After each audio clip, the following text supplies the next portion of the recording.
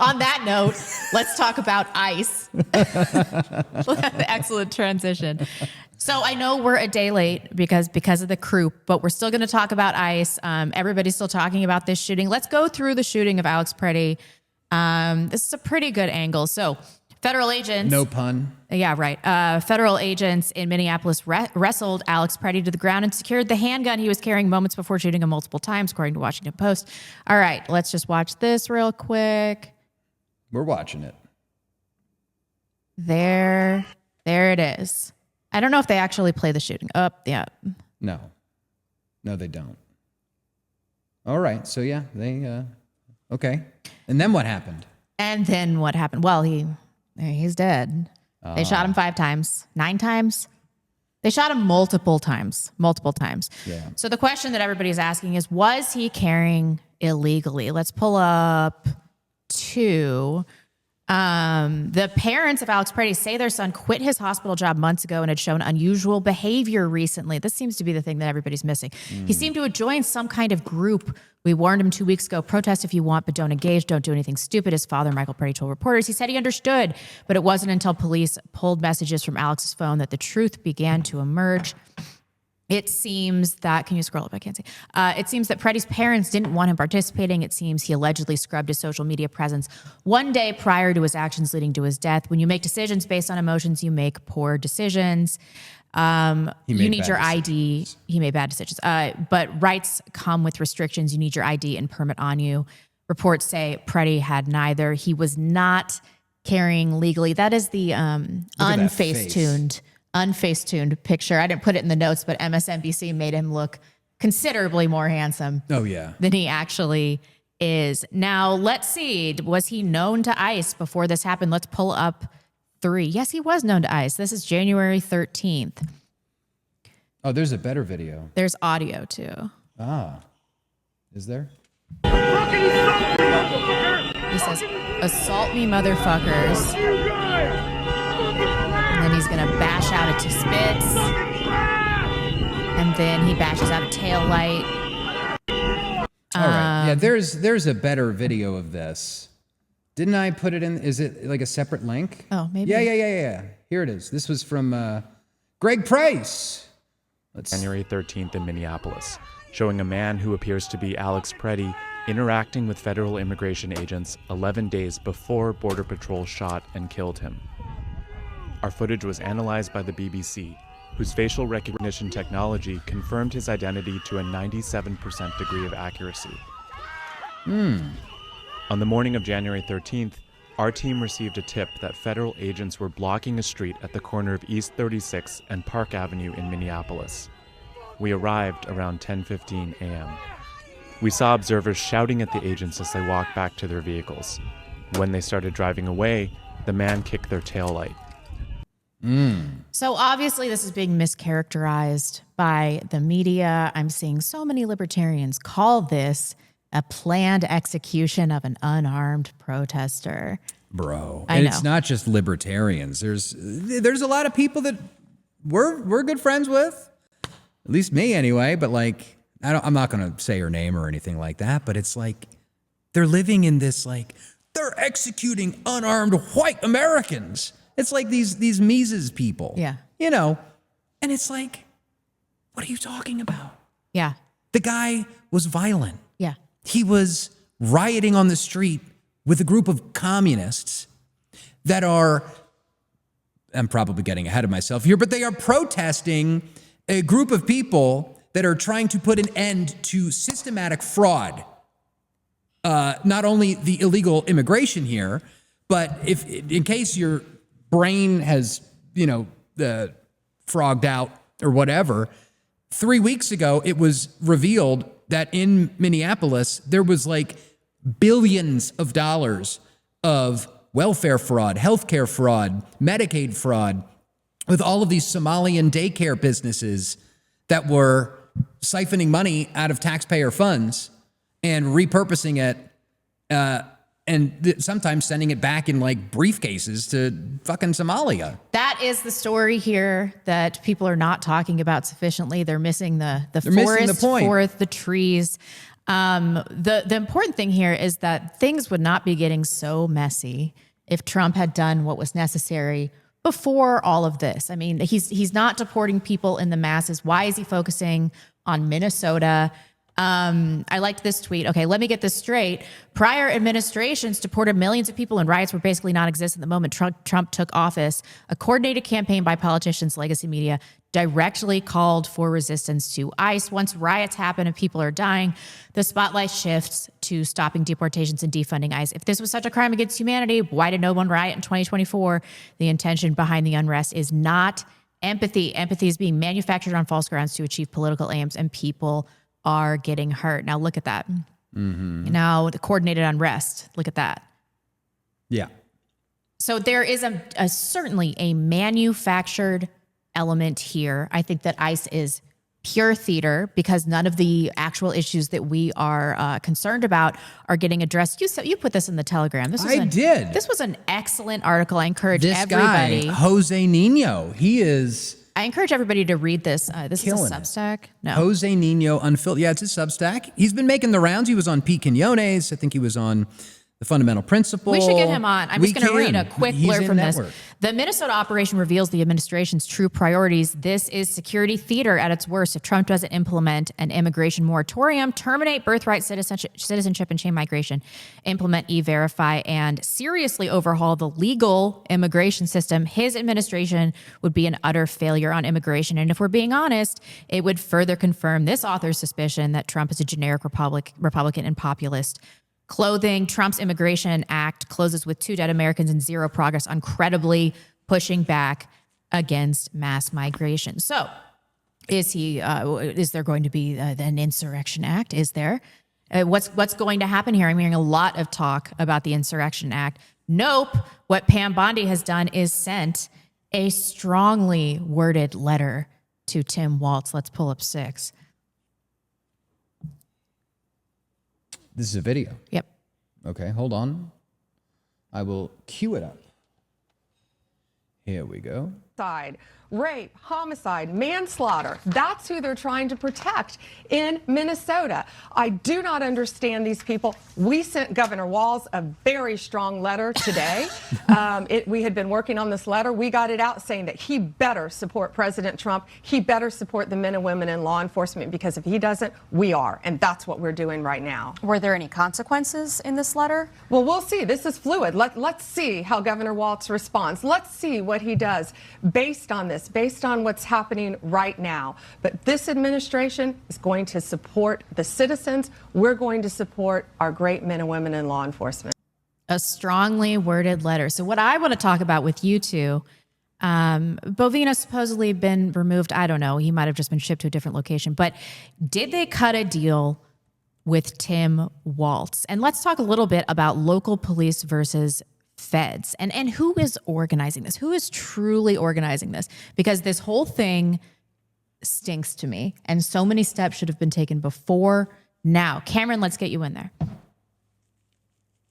I have absolutely no idea about Tim.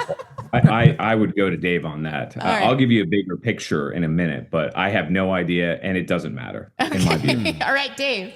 Well, I don't have anything queued up here, but I commented on it a couple of days ago.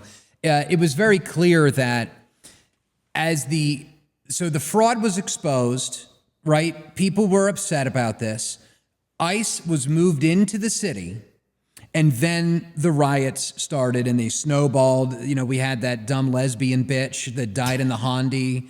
Now we have Alex Pretti. And so that had all been escalating.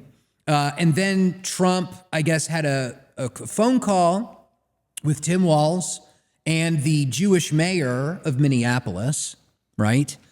And from that point on, I think this was 2 or 3 nights ago, we started to see video of the Minnesota State Police that began rounding up protesters, arresting them, and squashing the street demonstrations.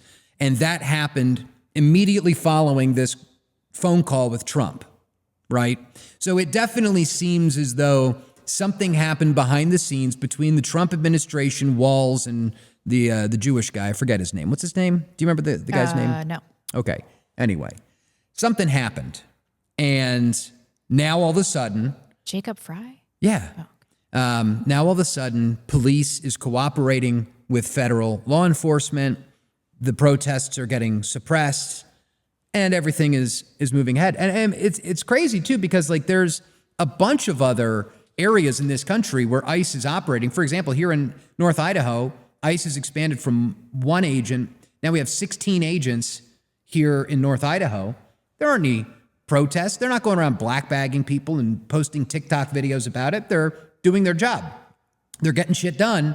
And the local police, the local sheriff, and ICE are all working together through the 287G program, and it's all going fine. And this is happening all across the country. ICE is working with local sheriffs, and it's fine. The issue is in these Democrat-controlled hives where these liberal, communist fucking mayors and city councilors are, like Spokane, for example. Spokane is not cooperating with ICE. There have been protests in Spokane. So yeah, it seems like some sort of a deal was cut, and it seems like it's mostly theater.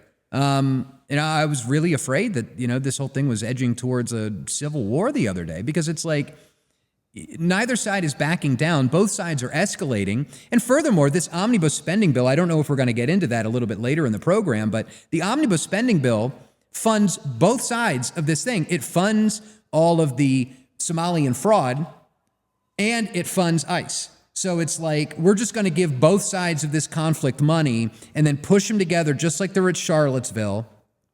And like, oh, nothing bad's going to happen bad. there. Yeah, exactly. So anyway, that's kind of my take on at least that angle of it. Cameron, do you have anything to... I mean, other than just like, listen, there's a lot of people out there that are doing the whole like, they're executing white people in the streets. Fuck them. Right.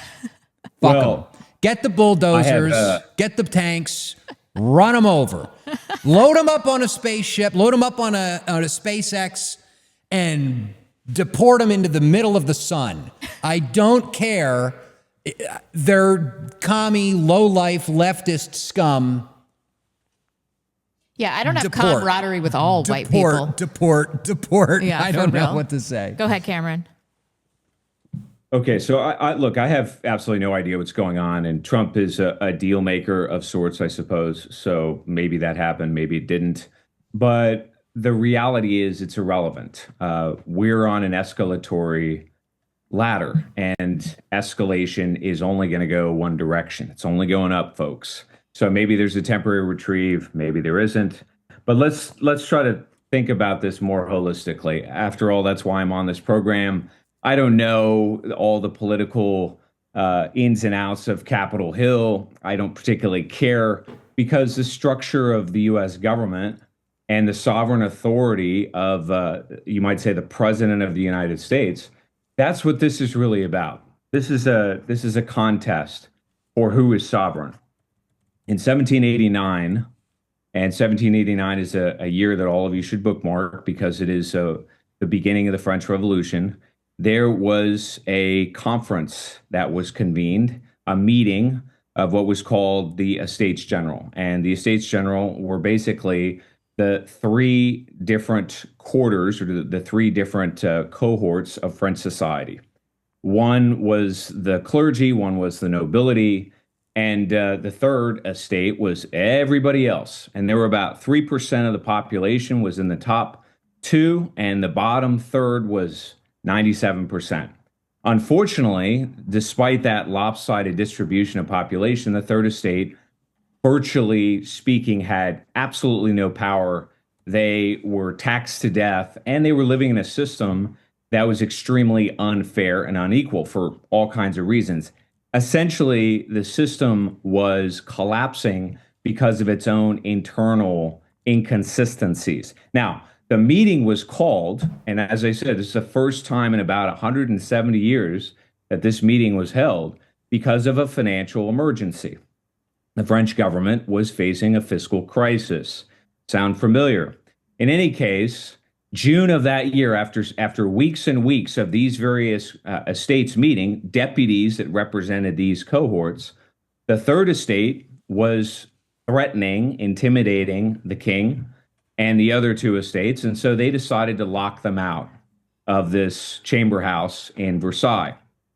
And so the deputies went, they tried to get in, they were locked out, and they said, okay, we're going to leave. We're going to go to the closest building or place we can get, which happened to be a handball court, which we today call a tennis ball court.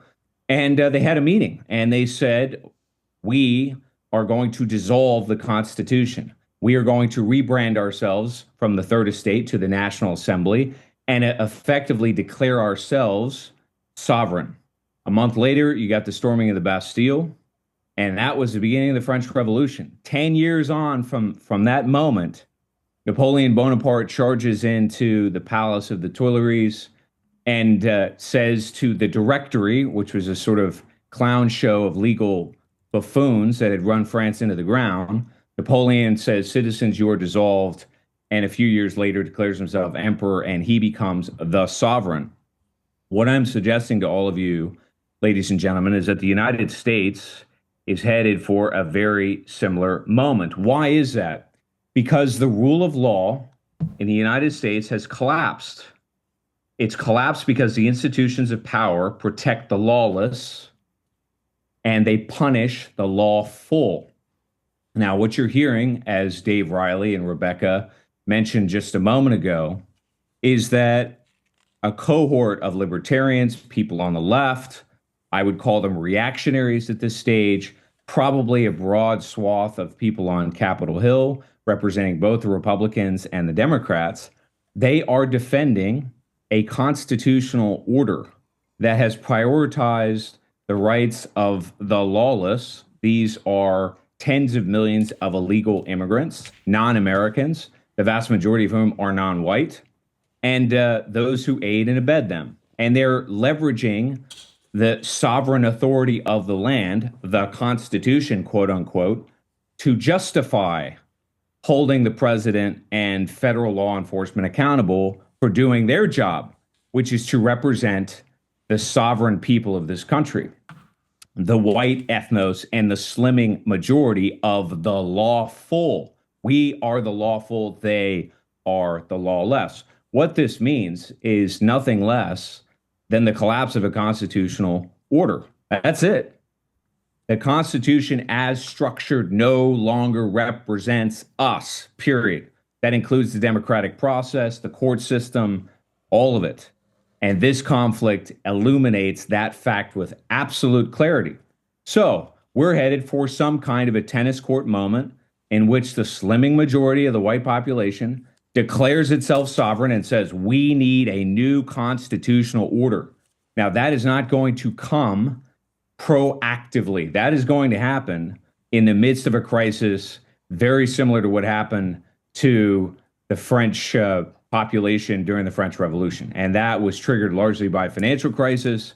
In our case, it could be a number of things. Either way, the fact of the matter is, setting aside Donald Trump and his, I would say, lackluster leadership, let's go with that. The fact of the matter is that he does not have the sovereign authority because the institutions of power oppose him. And that is why he has not declared the Insurrection Act. Because even though the Insurrection Act gives him broad powers to define what an emergency is, to deputize or federalize National Guard, which falls under the umbrella of the governor of a state. And remember, the governor of a state is a sovereign authority that can challenge the president in a court of law. Even though all of that is the case in the Insurrection Act, as I said a minute ago, the institutions of power, academia, media, the Republican Party, et cetera, they are against the president. They do not support the sovereign will of us, the slimming majority of the white ethnos. They do not support us. They will not affect mass deportation. And that means we are in a constitutional crisis. That is what this is. Absolutely. I was just going to mention, this happened here in Idaho back in 1892. There was a series of riots that took off up in Wallace, up in the silver and gold mining district. And It's a long story, and I'm not going to get into it here, but they invented concentration camps here in Idaho before the Boer War, before anything else. They called it a bullpen, and they rounded up all the elected officials and all of the miners and all of the union workers and threw them in a concentration camp. And they didn't just do it once; they did it twice. See, can we return to this great American tradition? See, it was bad though because the governor of Idaho enlisted a black military detachment to round up all the white people and guard them. It was incredibly demoralizing. What? This happened in Idaho? Yes, in 1892. Oh, I had no idea. It's unbelievable. It's a fantastic story. Well, except for that black militia, they were right there. There's a document I just sent you, Dave. Maybe you can bring it up on the screen. It's called Calling Forth the Military, A Brief History of the Insurrection Act. The Insurrection Act, as I've said before, and we talked about this on the first program we did on this platform in this program, the Insurrection Act is the foundation of the sovereign authority of the president. It gives him broad executive power to militarize the situation and solve what is an emergency and define what that is. In the summer of 1919, this is from the document, President Woodrow Wilson suppressed race riots in Washington, D.C., Omaha, Nebraska, Elaine, Arkansas, Lexington, Kentucky, et cetera, through the Insurrection Act. He also quelled labor unrest with federal forces in Butte, Montana, Seattle, Washington, Gary, Indiana, Knoxville, Tennessee, et cetera. The bottom line is that what we're experiencing in Minnesota is not unprecedented. It is sanctioned by the Supreme Court and the Constitution, but the institutions of power and their confederates in the media and academia have abandoned us. They do not represent us. They represent the lawless and growing majority, I would say, or growing minority, threatening to be majority of the largely non-white population in this country that is here to do nothing less than to demographically replace us. And they're doing it with constitutional blessing. This is why I've said before, the social contract is done and we need a new constitutional order, period. This is why there cannot be this right-wing fixation on Alex Pretti and Renee Good, because they represent traitors to the white race, and they are not a symptom of the larger problem, of the appropriate larger problem. The constitutional crisis that we're in is the larger problem. Cameron, of course, is right. Yeah. But do we want, like, Donald Trump doing this? Like, he's a Zio shill. Of course not. I talked about this. It's a rock and a hard place with this thing because, like, if we had a better leader, it's obvious that you want this to happen. But I think that there's a lot of people, too, probably in this libertarian, left-wing camp that are like, oh, and they do this with everything. It's all like, Israel trains ICE. The mayor of Minneapolis is Jewish. ICE are like Hamas, like on that New York Times article that we looked at the other day. And it's just all centered around Jews. And it's all centered around Israel. And it's like, do we really want the president that is selling our country out to be the one to, like, lock everyone down and bring in Palantir surveillance? And I get that, but at the same time, like, enough is enough. He's not our guy. And I talked about this in my interview with Academic Agent. Please go check them out. There's a new one coming out this week. But he's like, well, don't you have a problem with the president having this kind of authority, like, sending out his goons? And I'm like, listen, if he was our guy, he's genuinely our guy, which he's not. If he were somebody that was, and he wanted to exercise this authority and actually send out goons, I'd be like, right on. Absolutely. But this is a false frame, because as you said, Dave, what did the president do? He cut some kind of deal. Now, again, what the nature of that deal is, I'm sure I don't know. But he also has not passed the Insurrection Act. Why has he not done that? Because he doesn't have the power. He does not have that authority. And that's the problem with Academic Agent and the rest of these people. They don't understand the nature of our government. The structural foundation is incoherent. It is not sufficient to impose the kind of change that we need, which is precisely why I keep saying and belaboring the point as much as I can, we need a new constitutional framework. Now, we're not going to get there because I say so or a growing majority think it. we're going to get there because the legacy constitutional order collapses. That's what you're seeing unfold in Minnesota. And bear something in mind, operating in the background of the instability that pervades the entire country is very definitely a geopolitical catastrophe unfolding in Iran and a financial disaster that's erupting in the U.S. financial system and almost certainly in the dollar system around the world. So the sort of contours of this collapse, they are very definitely there. You're just seeing it manifested in different spaces. And unfortunately, because we are very myopic, because we like to go into these little spaces, people don't take a look above the clouds and say, oh my God, when you look at all of these pieces together, you can very clearly see where we are headed. No, Donald Trump is not Caesar. He's not Cromwell. He was never going to be those things because the structure of government would not permit it, which is why you're seeing the mess in Minnesota that you are. And this is why we're going to be discussing the collapse of fiat currency and Iran in later segments. But first, you need to be prepared for anything that could possibly happen because there is growing unrest in the country and there are riots in the streets. And you don't want to be caught at work, unable to get home because a bunch of goofy leftist shit libs have blocked the highway like they were doing a couple years ago. You need to be prepared. You need a bug out bag and you need to go to odggsupply.com to get yourself prepared. They've got, look at this. They finally redesigned the front page of their website. They've got, look at this. They've got a thermal monocular for sale. Good Lord. 2 bands on that one. But they've got all kinds of stuff. They've got bags. They've got accessories. They've got everything you need to create the ultimate bug out bag to put in the trunk of your car. They've got all kinds of tactical vests, bulletproof vests, helmets, everything that you would need to protect yourself from goofy leftists that might come to kill you.